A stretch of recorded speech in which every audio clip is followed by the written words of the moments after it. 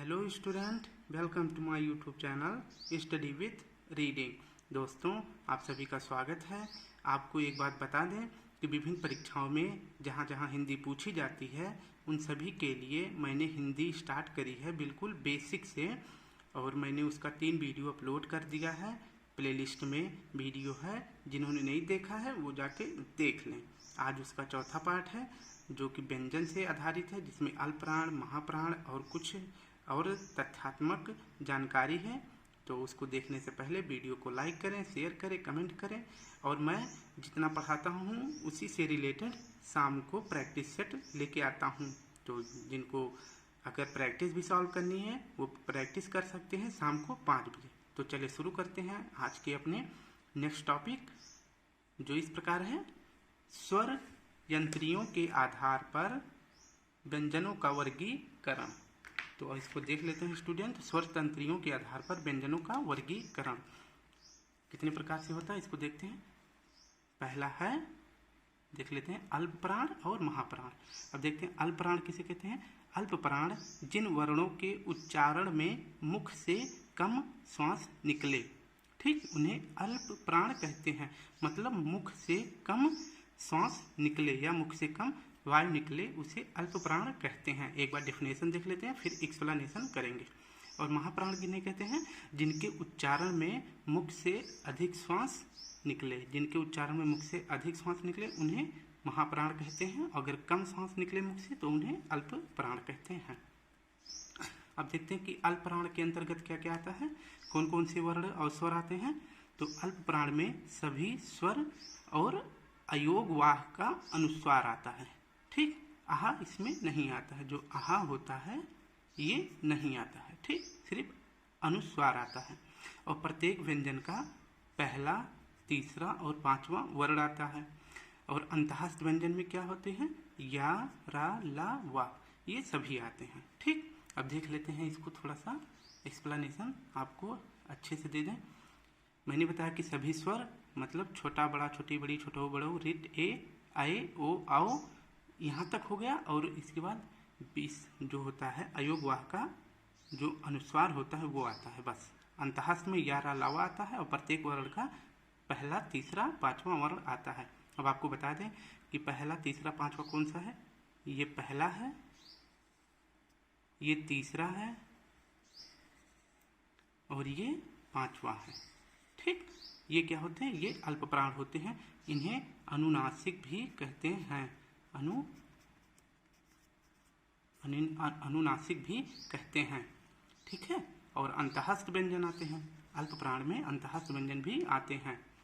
अब देख लेते हैं महाप्राण की व्याख्या, फिर इसके बाद आपको फिर इसको डिफिनेशन दे देंगे। तो इसका क्या हो जाएगा, अल्पप्राण में, महाप्राण में क्या आता है, इसमें विसर्ग आता है। मैंने बताया था ना कि अल्पप्राण में अनुस्वार आता है, तो महाप्राण में विसर्ग आता है। इसको बोलो, देखो, आहा, देखो कितनी सारी सांस मुख से निकलती है। और प्रत्येक वर्ण का दूसरा और चौथा वर्ण आता है।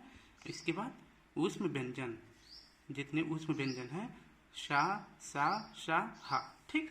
अब इसको भी डेफिनेशन दे देते हैं। इसको देख लें एक बार। इसमें मैंने बताया कि विसर्ग आता है जो आहा होता है, और ऊष्म व्यंजन यहाँ पे मैंने लिख रखा है, ये ऊष्म व्यंजन आता है महाप्राण में। और इसके बाद क्या आता है, दूसरा, मैंने बताया दूसरा, और इसके बाद चौथा वर्ण, ठीक। ये हो जाएगा महाप्राण। अब इससे कोई आपको कोई कंफ्यूजन नहीं होगा। अगर होगा तो एक बार फिर से वीडियो देख लेना, और इसके बाद आप जैसे मैंने लिखा वैसे आप लिख लेना। तो स्टूडेंट, अब नेक्स्ट देख लेते हैं। अब है अघोष व्यंजन किसे कहते हैं। अघोष, सघोष पता है ना, तो अघोष किसे कहते हैं। तो अघोष का डेफिनेशन देख लेते हैं। जिन वर्णों के उच्चारण में नाद मतलब गले की जगह केवल सांस का उपयोग होता है, गले की जगह केवल सांस का प्रयोग, ठीक, होता है, उन्हें अघोष वर्ण कहते हैं। फिर से देखते हैं, जिन वर्णों के उच्चारण में नाद की जगह केवल सांस, नाद का मतलब गले का इसमें प्रयोग नहीं होता, सिर्फ सांस, केवल सांस, अधिकतर सांस निकलती है, का उपयोग होता है, उन्हें अघोष वर्ण कहते हैं। अब देखते हैं, ये डेफिनेशन नहीं पूछा जाएगा, सिर्फ आपसे पूछा जाएगा कि अघोष व्यंजन कितने होते हैं। तो इनकी टोटल संख्या कितनी होती है, अघोष व्यंजनों की टोटल संख्या 13 होती है, ठीक है। अब देखते हैं ये कौन कौन से हैं। ये है पहले वर्ण का पहला और दूसरा वर्ण, ठीक। और दूसरे वर्ग का पहला दूसरा, तीसरे वर्ग का पहला दूसरा, और चौथे वर्ग का पहला दूसरा, और पांचवें वर्ग का जो स्पर्श व्यंजन के पांचवा वर्ग है उसका पहला और दूसरा। ठीक। और इसके बाद ऊष्म व्यंजन जो होते हैं इसमें हा नहीं आता है। ठीक है, इसमें हा नहीं आता है, इसमें सिर्फ बड़ा सा, खट्टी सा और छोटा सा। ठीक। अब देख लेते हैं, आपको चार्ट में बता दें। मैंने बताया कि जितने स्पर्श व्यंजन होते हैं उनका पहला और दूसरा वर्ण। ठीक, पहला और दूसरा वर्ण कौन सा है? ये पहला हो गया, ठीक है, और ये दूसरा वर्ण हो गया। ये दोनों क्या है? ये अघोष हैं। ठीक है, ये दोनों अघोष हैं। इसमें स्वर नहीं आता है। स्वर जो है इसमें स्वर नहीं आते हैं। सभी स्वर जो है सघोष होते हैं। तो अघोष जो है सिर्फ काखा, चाछा, टाठा, ताथा, पा, फा। ठीक, और बड़ा सा, खट्टी सा, छोटा सा, इतने आते हैं। इनकी टोटल संख्या देखो कितनी है, मैंने बताया है 13। इनकी टोटल संख्या 13 है। आप इस चार्ट में भी देख सकते हैं, मैंने रेड कलर के स्केच से बता दिया है। अब देख लेते हैं कि सघोष ध्वनियाँ कौन कौन सी हैं।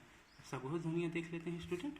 सघोष ध्वनियाँ सघोष या घोष, सघोष या घोष व्यंजन जिन वर्णों के उच्चारण में केवल नाद का उपयोग हो। इसमें देखो केवल नाद का उपयोग हो रहा था, और अघोष में केवल सांस का उपयोग, अघोष में केवल सांस का प्रयोग हो रहा था। डेफिनेशन वैसे मैंने बताया कि नहीं पूछा जाता है, सिर्फ उसके जो थ्योरेटिकल प्रश्न होते हैं वही पूछते हैं। ठीक, तो सघोष में क्या होता है? जिन वर्णों के उच्चारण में केवल नाद का उपयोग होता है उन्हें सघोष कहते हैं। ठीक, उन्हें क्या कहते हैं? सघोष कहते हैं। इनकी टोटल संख्या कितनी होती है? 31। अब कैसे याद कर सकते हो? सघोष में देखो 13 हो गया, और अघोष में 13। इसी को इधर उधर पलट दो। ठीक है, अब देख लेते हैं कौन कौन से हैं। इसका हो जाएगा प्रत्येक वर्ण का तीसरा, चौथा और पांचवा। ठीक, तीसरा, चौथा, पांचवा, देखो मैंने लिख रखा है ना, तीसरा, चौथा, पांचवा, ये हो जाएगा। इसके बाद अंतःस्थ व्यंजन का या, रा, ला, व, हा यहाँ पे आता है। ठीक, हा जो है यहाँ पे आ जाता है, क्योंकि वहाँ से मैंने बताया था ना कि यहाँ पे जो है हा का उच्चारण यहाँ पे नहीं किया जाता। अघोष में हा का उच्चारण नहीं किया जाता है, तो यहाँ पे हा नहीं होगा। हा जो है, हा की ध्वनियाँ सघोष होती हैं, इसलिए ये सघोष में चली आएंगी। और सभी 11 स्वर होते हैं, सभी 11 स्वर होते हैं। तो आप इसको काउंट कर सकते हैं। इनकी टोटल संख्या कितनी हो जाती है? 31 हो जाती है। अब इसको चार्ट में बता देते हैं।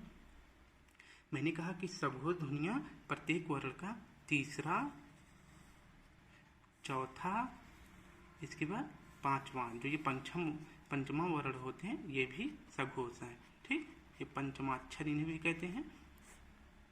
ठीक, तो ऐसे ही इसको क्लियर कर लेना। अगर कोई डाउट रहे तो कमेंट में करना, मैं आपको इसका सलूशन दे दूंगा। अब थोड़ा सा और बचा है स्टूडेंट, 1-2 लाइन इसको देख लेते हैं। 1 सेकंड। अब देख लेते हैं बद्धाक्षर ध्वनि किसे कहते हैं। जो बद्धाक्षर ध्वनि होते हैं, ये क्वेश्चन पूछता है कि बद्धाक्षर ध्वनियाँ होती हैं, 4 ऑप्शन दे देगा, उनमें से पूछ लेगा। तो इसका अर्थ क्या हो जाता है कि अंतिम ध्वनि व्यंजन हो। मतलब कोई शब्द लिखा हो, जैसे किसी का नाम राजन या किसी का नाम कुछ भी लिखा हो, जैसे आपका नाम है, तो आप देख लेना कि आपके वर्ण के अंतिम अक्षर में स्वर है या नहीं है। तो इसमें देखो, इसमें व्यंजन है। कैसे पता लगा? क्योंकि इसमें हलंत लगा है ना। ये देखो स्वागतम में भी हलंत लगा है। तो आप इसको देख के भी जान सकते हैं कि बद्धाक्षर ध्वनियाँ किन्हें कहते हैं, जिनके अंतिम वर्ण में स्वर ना हो। ठीक, जिनके अंतिम वर्ण में स्वर ना हो उन्हें बद्धाक्षर ध्वनि कहते हैं। अब मुक्ताक्षर ध्वनि किसे कहते हैं? अंतिम ध्वनि स्वर होती है, मतलब शब्द के अंतिम वर्ण में स्वर होता है। ठीक है, इसमें देखो जैसे राजा लिखा है, राजा एक शब्द है, तो इसके लास्ट में देखो स्वर है ना, क्योंकि मात्रा लगा है बड़ा आ का, तो यहाँ पे स्वर है। तो जहाँ पे स्वर हो अंतिम में, शब्द के अंतिम में स्वर हो, तो उसे मुक्ताक्षर कहते हैं। जैसे रानी भी देख लो, या कोई भी शब्द आप खुद से ही ऐसे सोच सकते हो कि ये बद्धाक्षर होगा कि मुक्ताक्षर। अगर स्वर जो है शब्द के अंत में स्वर हो तो मुक्ताक्षर, अगर शब्द के अंत में स्वर ना हो तो वो बद्धाक्षर हो जाएगा। अमानक वर्ण देख लेते हैं। अमानक वर्ण किसे कहते हैं? अमानक वर्ण पहले देखो झा ऐसे लिखा जाता था और ऐसे भी लिखा जाता था ना, झा। तो लेकिन अब जो है नहीं लिखा जाता है। तो इसका थोड़ा सा उदाहरण वो देख लेते हैं, एक्सप्लेनेशन आपको थोड़ा सा समझ हो जाएगा अच्छे से। जो वर्ण पूर्व वर्णमाला में मान्य रहे हों, पहले ये वर्ण जो है वर्णमाला में इनको मान्यता मिली थी, लेकिन अब इन्हें जो है हटा दिया गया है, क्योंकि इसको लिखने में भी कठिनाई होती थी और इसकी कोई वैज्ञानिक पद्धति भी नहीं है, इसलिए इसको हटा के अब सिर्फ झा को ऐसे लिखा जाता है। तो अमानक वर्ण झा है। ठीक, अब देख लेते हैं आगत ध्वनि किसे कहते हैं। आगत ध्वनियाँ हिंदी में, ठीक, अब देखते हैं कि आगत ध्वनियाँ हिंदी में कौन सी होती है। तो हिंदी में अरबी फारसी भाषा के शब्दों को शुद्ध रूप से लिखने और उच्चारण के लिए व्यंजन शब्दों में एक बिंदु लगा देते हैं। ठीक, एक बिंदु लगा देते हैं, उन्हें ही क्या कहते हैं, आगत ध्वनियाँ कहते हैं। वैसे शुद्ध रूप से आपको बता दें तो आगत ध्वनियाँ उन्हें कहते हैं जो हिंदी और अरबी और फारसी में होती हैं। आगत ध्वनियाँ अरबी और फारसी में होती हैं। जैसे का लिखा, उनके नीचे एक बिंदी लगा दिया गया है, इसी बिंदी को क्या कहते हैं, नुक्ता कहते हैं। ठीक, तो इनका उच्चारण थोड़ा सा बदल जाएगा। जैसे का है तो का को का, खा है तो इसको खा, गा है तो गा, जा है तो जा, फा है तो फा, ऐसे बोलते हैं। ठीक है स्टूडेंट, अगर आपको वीडियो अच्छी लगे तो लाइक करें, कमेंट करें और शेयर करें। शाम को प्रैक्टिस जरूर करना, क्योंकि इससे एक भी शब्द बाहर प्रैक्टिस में नहीं ले जाऊंगा, क्योंकि जितना पढ़ाया है उसी से रिलेटेड क्वेश्चन डालूंगा। इससे एक भी अलग टॉपिक का एक प्रश्न नहीं डालूंगा, जितना पढ़ाऊंगा सिर्फ उतना ही प्रश्न डालूंगा। तो मिलते हैं शाम को प्रैक्टिस सेट में। जय हिंद, जय भारत।